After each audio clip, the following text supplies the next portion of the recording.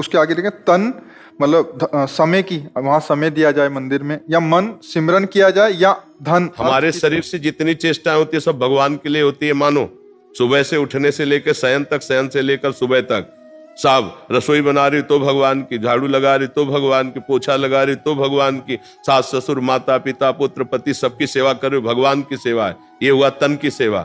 और मन को रखो करुणा निधान भगवान के नाम के चिंतन में, और जो धन है वो परिवार की सेवा में लगाओ। परिवार रूपी भगवान ही है, उनकी सेवा में लगाओ। हाँ, अब अपने पास 4 रोटी है, एक ज्यादा हमें लगता है कि तो हम किसी को दे देते हैं, किसी कुत्ते को दे देते हैं, गाय को देते हैं, किसी भूखे को। अब हमारे पास 100 रुपया लगता है कि अगर एक्स्ट्रा है तो हम किसी बीमार को दे देते हैं, किसी संत महात्मा की सेवा में लगा देते हैं, गौ सेवा में लगा देते हैं, भगवान की सेवा में लगा देते हैं। नहीं है तो जरूरत नहीं देने की, नाम जप से सब ठीक हो जाएगा। धन या तन ये सब हमारा सेवा में लग रहा है। परिवार भगवान का दिया हुआ है, वही सेवा करो, वही भगवान का स्वरूप है। अलग से कहीं भाग करके भंडारा करने की जरूरत नहीं। हाँ है, एक्स्ट्रा में आपको लगता है तो कीजिए, नहीं है तो भगवान ने ऐसी मांग नहीं की है, ऐसी मांग नहीं की है। पति में भगवान को देखो, पुत्र में भगवान को देखो, पत्नी में भगवान को देखो, उसी परिवार की आराधना करते हुए भगवान में पहुंच जाओगे। और भागे घूमो तो जब घर में भगवान की भावना नहीं कर पाए तो मंदिर में कहां से भगवान की भावना कर पाओगे? फिर धोखा ही धोखा मिलेगा। हमारी बात सत्यता से समझ लीजिए। नाम जप कीजिए, जितनी सेवाएं हैं वो सब भगवान के लिए मैं कर रही हूँ। मन हमारा प्रभु के चिंतन में लगा रहे, और जो धन हमारे पास है वो भगवान का हमारे परिवार के पोषण के लिए। उसमें से अगर कोई भूखा आ जाता है तो उसे पवा देते हैं। कोई बीमार आदमी, हमें लगता है कि आज हम सब्जी ना खरीदेंगे, इसकी दवा दे देंगे तो काम बन जाएगा, हम उसे, हमारा दिखाई दे रहा है एक आदमी ठंडी से कांप रहा है तो हमारे 2 स्वेटर है, अगर 1 स्वेटर दे देते तो काम चल जाए। ये है गृहस्थी में। अब जिनके पास बहुत है तो वो भी अपने हिसाब से करें। धन की मांग भगवान ने कहीं नहीं की है, बस भाव करना है कि मेरे प्रभु नाथ सकल संपदा तुम्हारी, और मैं सेवक समेत सुतनारी। सब श्री हरि का है, हम कहां दे, किसको दे? जब जैसी प्रेरणा हुई वैसा कर दिया, नहीं तो सब कुछ प्रभु का है। ऐसे भाव में रहना चाहिए। भगवान का भक्त भक्ति से प्रसन्न होता है।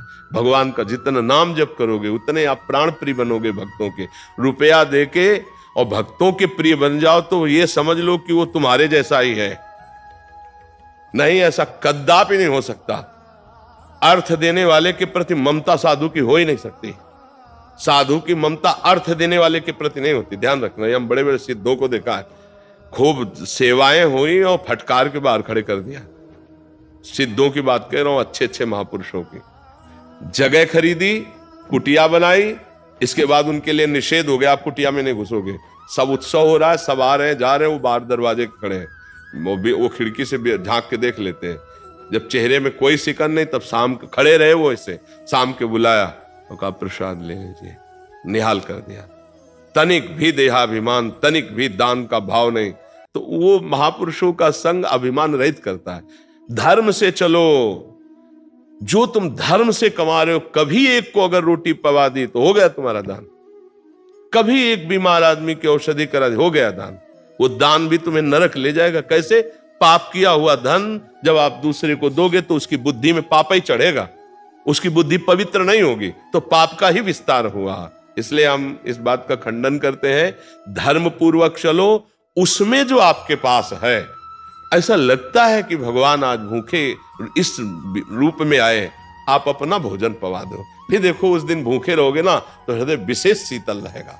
आप अपना वस्त्र दे दो, कोई कांप रहा है सर्दी में, ये बात है।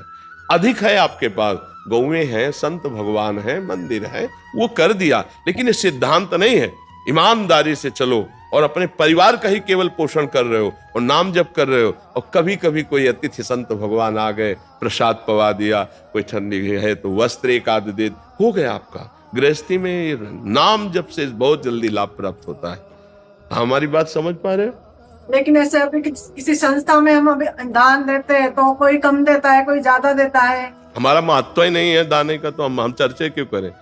हमारा जो दान शब्द है वो केवल नाम जप के लिए। अपनी श्वासों का दान करो, एक एक श्वास सुमिरन में लगाओ, इससे बड़ा कोई लाभ नहीं। रुपया पैसा है, सबसे बड़ा दान श्वासों का दान। राधा राधा राधा, तुम्हारा परम मंगल हो जाएगा। हमारी बात मान लो।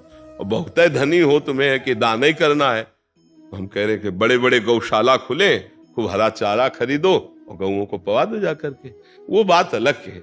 पैसे का महत्व नहीं। प्रभु भगवत प्रसन्नता के लिए पैसे की चौवन्नी की जरूरत नहीं, पक्का।